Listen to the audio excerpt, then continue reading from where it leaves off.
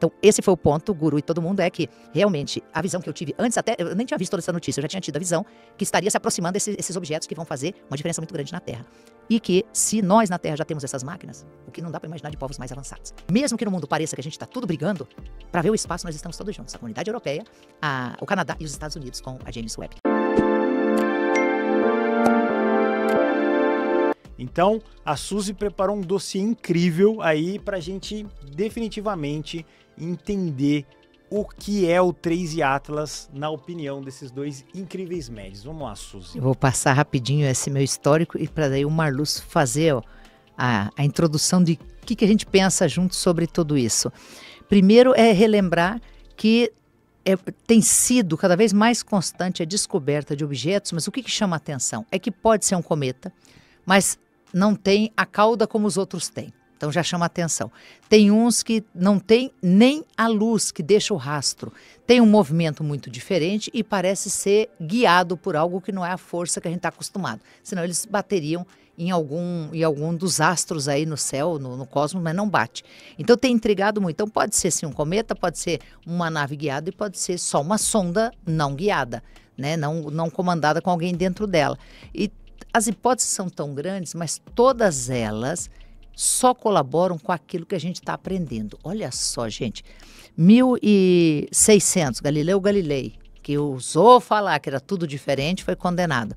Depois pega Giordano Bruno, lá em 1640, 1700, Giordano Bruno foi queimado vivo porque falou que a vida não era só na Terra, né? Ousou dizer isso também. Então a gente pega o nosso histórico, o mais comum é perceber que tem algo de diferente e todo mundo atacar e falar é impossível. E logo depois a história mostra, ou a pesquisa, a ciência mostra que era mais que possível. Então nós temos em 2017 o Oumuamua. Eu até pedi, acho que o Gabriel já está pondo para nós ali a imagem. Eu pedi para pôr. Quando ela foi identificada e do lado, gente, o telescópio do Havaí.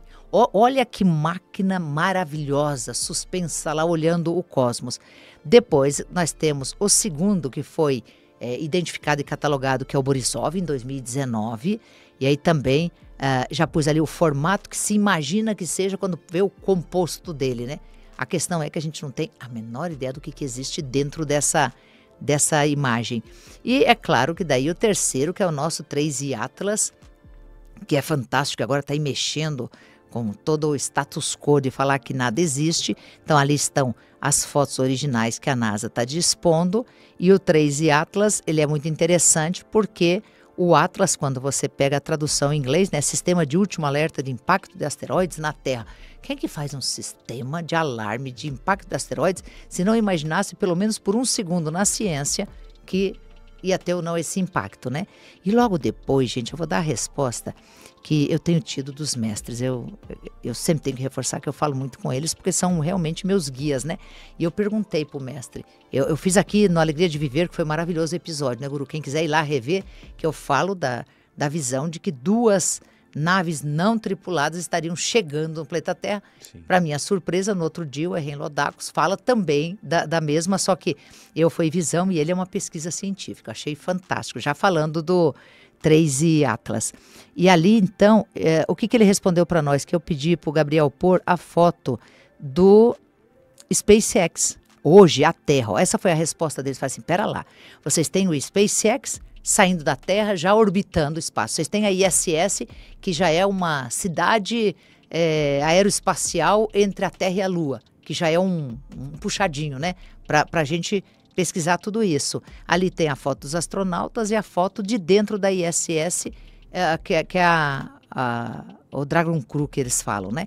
Que tem lá os astronautas. Gente, nós na Terra já estamos fazendo isso. De novo, só nós na Terra temos capacidade de inventar máquinas. Então esse foi um ponto, e a última foto que eu trago ali é a James Webb, né? A capacidade que a James Webb tem, que hoje já está muito longe, e de bater foto do cosmos, né? Por infravermelho, que transforma em tudo que a gente está vendo. Então isso é fantástico. E algo importante, né? A James Webb, ela é da NASA, eu gosto de falar sobre isso, né? É da ESA, que é a Agência Espacial Europeia, e da CSA, que é a Agência Canadense. Mesmo que no mundo pareça que a gente está tudo brigando, para ver o espaço nós estamos todos juntos. A comunidade europeia, o Canadá e os Estados Unidos com a James Webb. Então, esse foi o ponto, Guru e todo mundo, é que realmente a visão que eu tive antes, até eu nem tinha visto toda essa notícia, eu já tinha tido a visão que estaria se aproximando esses objetos que vão fazer uma diferença muito grande na Terra. E que se nós na Terra já temos essas máquinas, o que não dá para imaginar de povos mais avançados. Aí eu vou passar para o Marluz fazer o contexto agora para nós. É muita ignorância nossa, ou até, meu grande irmão Guru, eu acho que uma mediocridade espiritual acreditar que estamos sozinhos no universo. Se nós acreditamos em Deus, primeira coisa, Deus não nasceu em Birigui, não nasceu lá em Campo Grande, no Rio de Janeiro, não nasceu em São Leopoldo, no Rio Grande do Sul. Deus é uma entidade, Deus é o Criador manifesto que está fora desse nosso contexto humano. Então já é fora da Terra, extraterrestre. Então já começa por aí. Muitas pessoas presas a sistemas e dogmas religiosos. Você acredita em extraterrestre? Eu falo, gente, Deus nasceu onde? Cadê a certidão do nascimento? Não foi aqui na Terra. Então é uma conjectura de fora da Terra, tudo aquilo que é fora, extraterrestre, assim como os anjos, como todos os deuses que se manifestam em diversos panteões. E eu acho que era mais do que previsto em todas as grandes religiões. O Chico falava do reencontro, o Chico falava que Jesus é o comandante desse nosso sistema aqui. E todas, né, quando o próprio Cristo fala, a casa do meu Pai é o universo, é tudo que a gente conhece, é a morada de Deus. Tem várias moradas. Então, quando Cristo traz isso e todos os outros arquétipos religiosos, é muito egoísta. É muita petulância nossa achar que só estamos aqui, né, num planetinha único. Claro que não. Eu acredito muito, a própria ciência fala da panspermia, palavra complicada, quase um trava-língua. É a teoria que a vida se origina não exclusivamente, mas viajando pelo espaço, através de cometas, sondas, meteoros. Vida biológica se inicia num cometa que cai, um cometa, né, pode ser uma sonda, pode ser algo enviado, é claro. Então, esse 3i Atlas que está na nossa atualidade, todo mundo com as mais diversas teorias, algumas conspiratórias, outras especulações para assustar, realmente é um objeto interessante porque, como a Suzy falou, a composição totalmente diferente. Ele desacelera e acelera, ele tem pé no freio. Então, peraí, ele muda a rota. Ele está com o Waze espiritual lá, o extraterrestre calculando rota. Ele chega e vira esquerda, direita, cima, embaixo e desacelera, como se fosse freando, e acelera cada vez mais. Acelera, né? Quando passar pelo nosso Sol, ele vai ter uma aceleração. Exatamente. Então ele tem para um objeto na velocidade que ele tem, mediante a nossa van física, é impossível de se fazer. Então, o mais interessante já começa pela definição. Um objeto interestelar. Ou seja, não se define ele como cometa, a própria NASA, os próprios órgãos que falam cientificamente, é um objeto, não é cometa, não é asteroide, meteorito, porque ninguém sabe realmente o que é. É um mistério dentre esses todos que estão se manifestando através do conhecimento para nós. A gente tenta entender e, na verdade, vai ser muito difícil desse HD. O meu é Pentium 383, não aguenta mais nada, mas é muito difícil a gente tentar entender. Agora, que realmente, para mim, dentro dessa crença que eu sempre tive, dessa teoria da panspermia, da vida ser levada, ser enviada a todos os planetas, para mim, os engenheiros, os grandes arquitetos dos universos se utilizam de naves como essa. Que é impossível a gente tentar entender como funciona. É impossível a definição, não existe ainda. Quer dizer, algo além da nossa consciência, além do nosso entendimento. Então, como o próprio Ezequiel, né, depois a gente fala disso, avistou essas entidades, avistou os próprios anjos, que são não nascidos aqui na Terra, e definiu de uma forma que eu acho que tem muito a ver com essas aparições, muito a ver com toda essa manifestação ufológica que vem acontecendo no mundo. A gente vê que há 3 anos atrás, o próprio Estados Unidos, no Pentágono, no Congresso, falando das sondas, aquela sonda que caiu e ninguém foi resgatada e não se comentou, mas foi no Canadá, não foi isso? Foi no Canadá a sonda que caiu.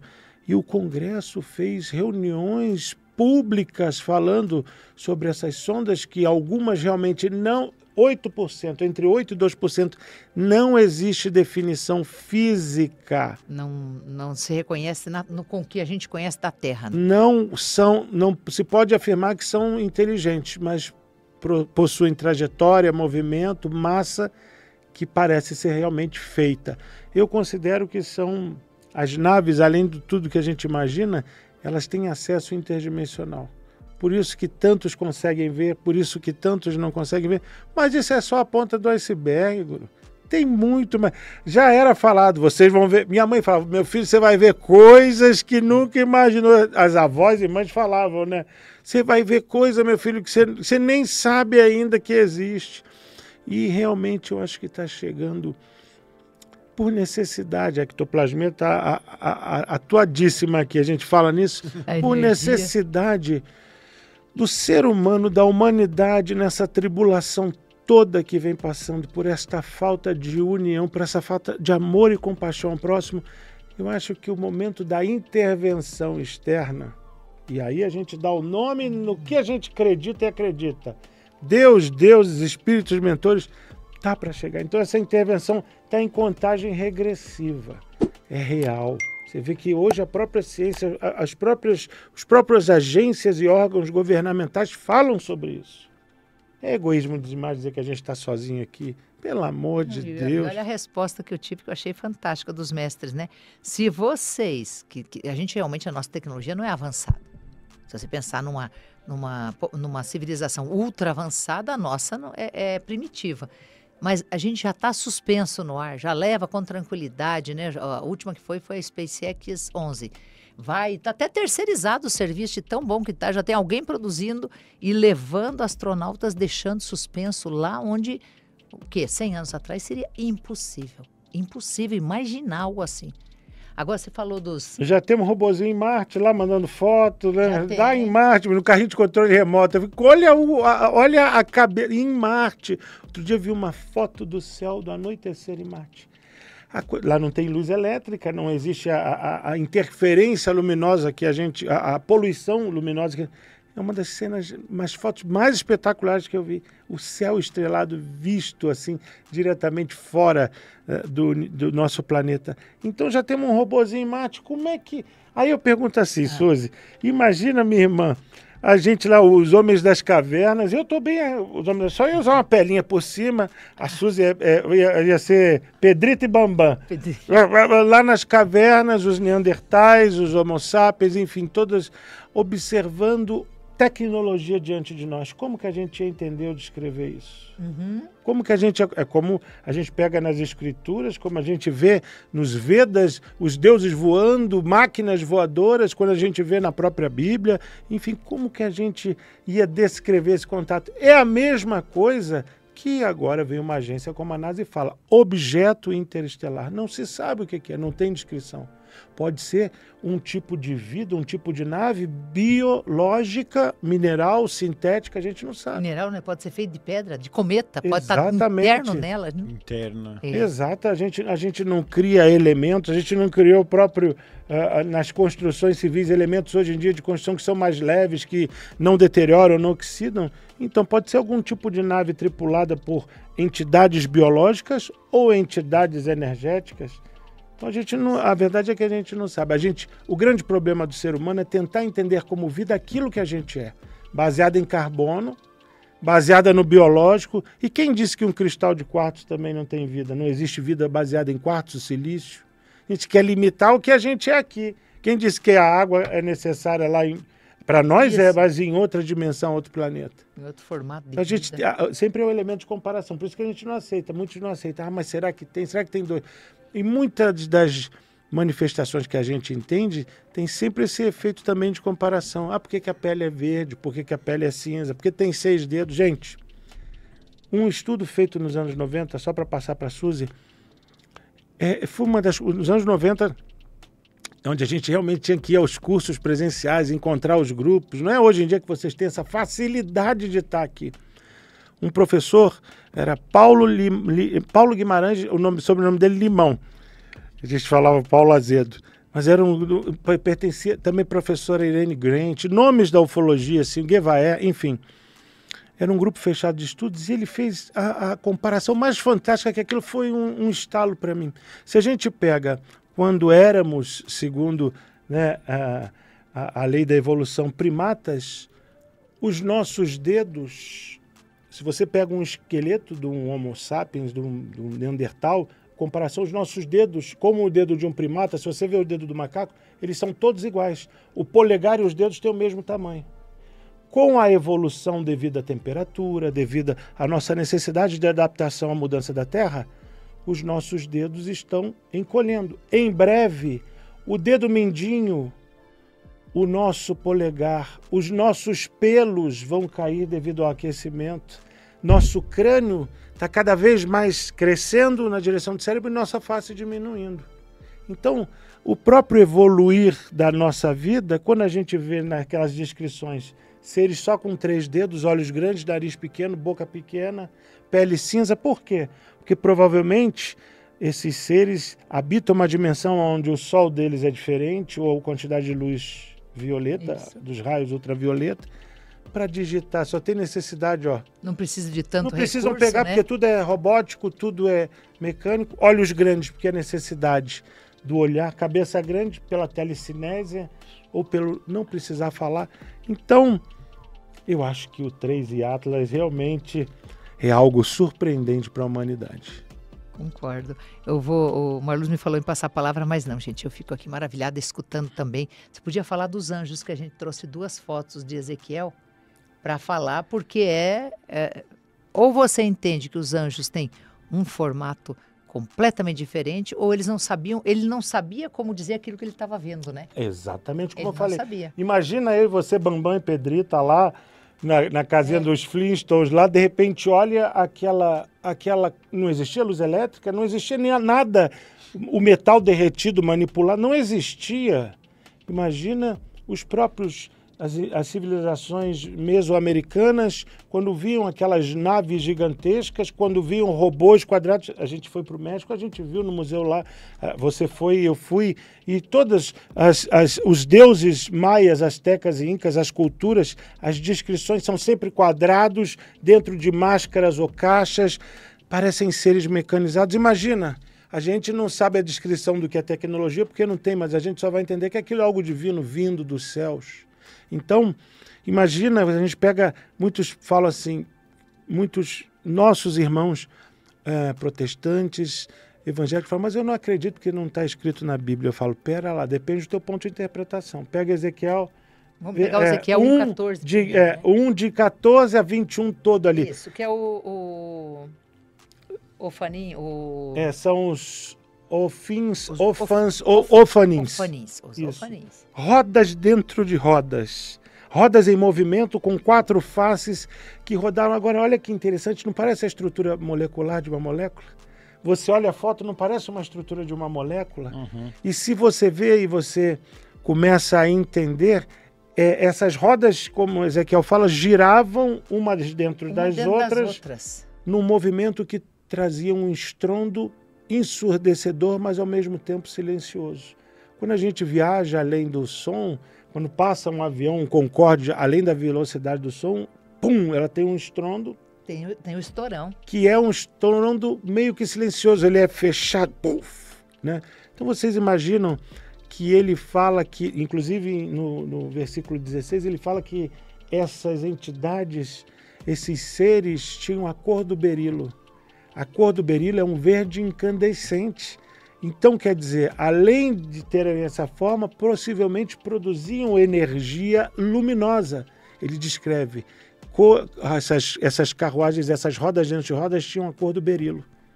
Então, quer dizer... Não, já pensou, neon? Como é que... Exatamente, o berilo é neon. 7 séculos antes de Cristo, você vai falar do neon. Como é que você vai falar? Exatamente. Não tinha objeto, não tinha referência e não tinha palavra. A própria estrela de Belém, na qual os 3 reis magos, um era astrólogo, ou seja, não é astrologia como entendemos hoje em dia, na figuração de ler o nosso horóscopo, não. Astrólogo era aquele que estudava também os astros, era o místico, mas também astrônomo, que entendia os eclipses, os sinais, os solstícios, enfim. Eles seguiram a estrela de Belém E se a estrela de Belém também não foi a vista que reluzia como sol, como ouro, manifesto não fosse uma sonda? E por aí a gente vê em tantas religiões descritas, porém, nosso avanço filosofia tenta limitar. Então Ezequiel vê, tem contato e descreve todos esses seres. Para mim, essa descrição das rodas em movimento com as rodas que se movimentava em todas as direções. Nosso 3 e Atlas se movimenta, né? Se movimenta, perde velocidade, aumenta. E isso há quantos anos atrás? Ezequiel, mais de 2.100 anos atrás, descrevendo o contato com uma entidade na qual julgava ser espiritual, mas que se víssemos hoje em dia uma tecnologia metálica e luminosa, a gente ia falar, é extraterrestre, é ET. E por aí vai. E como eu falei, anjos não são nascidos em Birigui. São extraterrestres. São extraterrestres. Já o pessoal adora rezar para um anjo, só que não sabe o que é para extraterrestre. Perfeito, Guru, exatamente. Não tem os anjos, arcanjos, serafins, potestades, virtudes, dominações, tronos, nenhum é nascido. E perceba que são anteriores até a criação. Porque se a gente pega e faz a leitura, Deus cria, o verbo cria o universo, mas não existe a descrição específica. E cada anjo tem uma funcionalidade, é justamente uma equipe de trabalho. Uhum. Eles são responsáveis pela manutenção, pela ordem e organização, por tudo. É um organograma. A empresa divina, por isso que eu sempre brinco, os engenheiros ou arquitetos, eles obedecem ali, cada um defesa, criação e manutenção. Então, é só a gente... É aí que veio o interpretar.